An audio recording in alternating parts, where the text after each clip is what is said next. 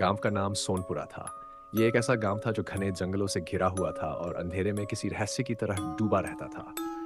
गांव के लोग जब सूरज ढलने के बाद घरों के अंदर चले जाते तो बाहर जंगल से आने वाली अजीबोगरीब आवाजें उनके रोंगटे खड़े कर देती। गांव में एक कहानी थी जो पीढ़ी दर पीढ़ी सुनाई जाती थी, भूतिया हवेली की कहानी। गांव के बाहर उस वीरान जंगल के बीच एक पुरानी हवेली थी। कहते हैं कि वहां कई साल पहले एक अमीर परिवार रहता था, पर एक रात उस परिवार के सभी लोग अचानक गायब हो गए। कुछ लोगों का कहना था कि उन्होंने चीखें सुनी थी, तो कुछ का कहना था कि हवेली में आज भी वे आत्माएं भटक रही हैं। कोई उस हवेली के करीब जाने की हिम्मत नहीं करता था। एक दिन गांव में एक नई लड़की आई जिसका नाम था पायल। वह एक शोधकर्ता थी जो पुरानी जगहों और रहस्यमयी घटनाओं पर रिसर्च करती थी। उसने गांव वालों से हवेली के बारे में सुना और उसकी उत्सुकता बढ़ गई। गांव वालों ने उसे चेतावनी दी, लेकिन पायल ने उनकी बातों को अंधविश्वास मानकर नजरअंदाज कर दिया। पायल ने अपनी योजना बनाई कि वह रात में हवेली जाएगी और वहां की सच्चाई का पता लगाएगी। उसने अपने साथ कैमरा, टॉर्च और एक पुरानी किताब ली जिसमें गांव की प्राचीन कहानियां लिखी थी। जैसे ही रात गहराई, पायल चुपचाप हवेली की ओर निकल पड़ी। हवेली तक पहुंचने का रास्ता घने जंगल से होकर गुजरता था।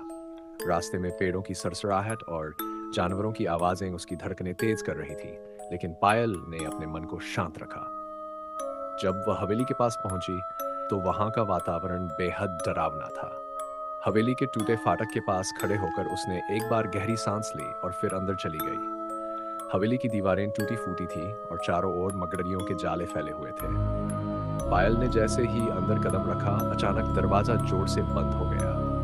वह घबरा गई, लेकिन खुद को संभालते हुए आगे बढ़ने लगी। उसने अपनी टॉर्च जलाई और कमरे की ओर बढ़ी। हवेली के अंदर एक अजीब सा ठंडा एहसास था, जैसे वहां कोई अदृश्य शक्ति मौजूद हो। दीवारों पर लगे पुराने चित्र धुंधले और डरावने लग रहे थे।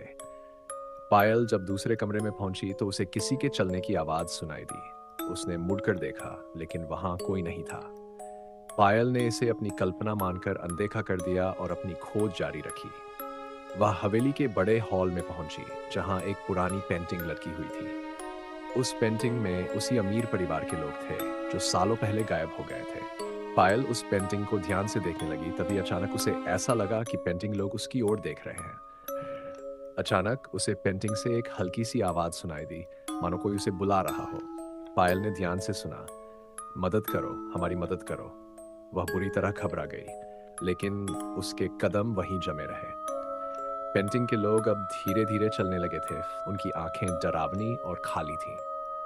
पायल की चीख निकलने ही वाली थी कि तभी पेंटिंग से एक काला साया बाहर निकलकर पायल के सामने आ गया।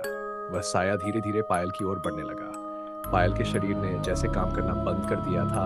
वह न तो हिल पा रही थी और न ही चीख पा रही थी। साया उसके करीब आया और अचानक कमरे में ठंडी हवा का झोंका आया, जिससे पायल का टॉर्च गिर गया और अंधेरा छा गया। अचानक पायल को अपने पीछे किसी के सांस लेने की आवाज सुनाई दी।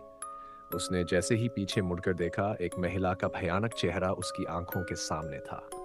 महिला की आंखें लाल थीं और उसके बाल बिखरे हुए थे। उसने पायल की ओर हाथ बढ़ाया और चीखते हुए कहा, तुम्हें यहां नहीं आना चाहिए था। पायल बुरी तरह डर गई और भागने की कोशिश करने लगी। वह हवेली से बाहर की ओर दौड़ी, लेकिन हर दरवाजा बंद हो चुका था। वह जहां जाती वही महिला सामने आ जाती। हवेली जैसे एक जाल बन चुकी थी और पायल उसमें फंस गई थी। अब उसकी सांसें तेज हो चुकी थीं और दिल की धड़कनें कानों में गूंज रही थीं। तभी हवेली के सबसे पुराने कमरे से एक औरत की चीख सुनाई दी। पायल ने हिम्मत जुटाकर उस ओर बढ़ने का फैसला किया। जैसे ही वह कमरे में पहुंची, उसने देखा कि वहां एक पुराना झूला पड़ा था जो खुद खुद हिल रहा था। कमरे में एक पुरानी किताब भी थी जिसके पन्ने अपने आप पलट रहे थे। पायल ने किताब को उठाया और उसे समझ में आया कि यह वही किताब थी जिसमें उस परिवार के बारे में लिखा था। पायल को अब समझ में आ चुका कि वह हवेली एक शापित स्थान है। वहां उन आत्माओं का बसेरा था जो शांति की तलाश में थी, लेकिन उनके साथ हुए अत्याचार ने उन्हें कभी मुक्त नहीं होने दिया। अचानक हवेली की दीवारें कांपने लगीं और वह साया फिर से प्रकट हो गया। उसने पायल को घेर लिया और हवेली की दीवारें एक भयानक चीख के साथ फटने लगीं। अगली सुबह गांव वालों को हवेली के पास पायल का कैमरा मिला।